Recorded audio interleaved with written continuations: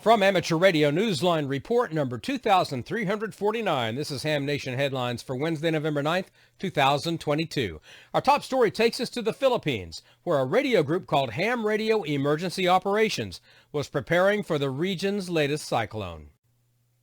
A tropical cyclone delivered deadly flooding and landslides in the Philippines in late October as dozens died and thousands of others sought shelter. Romy Isidro, DU1SMQ, chairman of the National Traffic System in the Philippines, said that Ham Radio Emergency Operations, or HERO, began monitoring emergency frequencies and awaiting further instructions. Reports from cities and provinces indicated that much of the traffic over emergency frequencies were from the various localities for flooding, commercial electricity, impassable roads, destroyed bridges, and requests for ambulance aid. When a wall collapsed, an amateur radio operator in central Luzon in Region 3 volunteered to relay word of that to the nearest disaster risk reduction office. Romy said, however, that most of the casualties and fatalities were reported in very poor regions of the Philippines, where the lack of HF radios can complicate emergency communication. This is John Williams, VK4JJW. As the time draws closer for the Bouvet Island activation,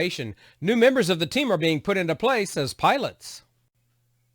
In preparation for the 3Y0JD expedition to Bouvet Island in early 2023, the team has announced the addition of pilots. These hams provide a critical role as intermediaries between the DXpedition team and the DX chasers. They will be keeping an eye on propagation in their designated parts of the world to help facilitate contacts. The chief pilot and pilot for Europe is Morton LA3 MHA. North America's East Coast will be covered by Steve N2HA. The west coast of North America will have Rich KE1B as pilot. South America's pilot will be CISO HK3W. Hams in VK ZLOC will have Lee VK3GK as pilot, and in Asia and Japan, hams will rely on Champ E21 EIC. The team expects to activate from the subantarctic island between January 13th and February 28th.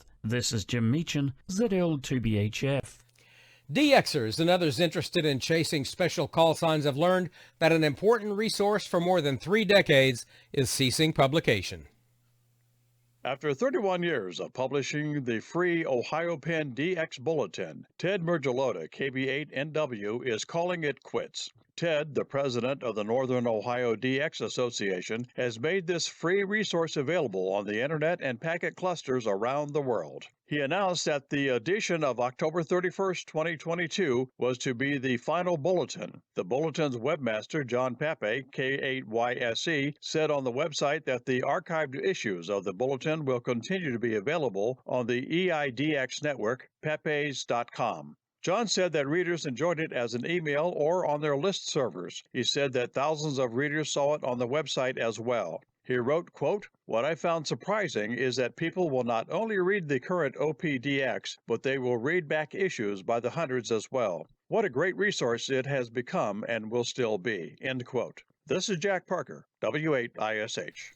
And that's all from the Amateur Radio Newsline, your independent source for amateur radio news for 4 decades and counting at arnewsline.org.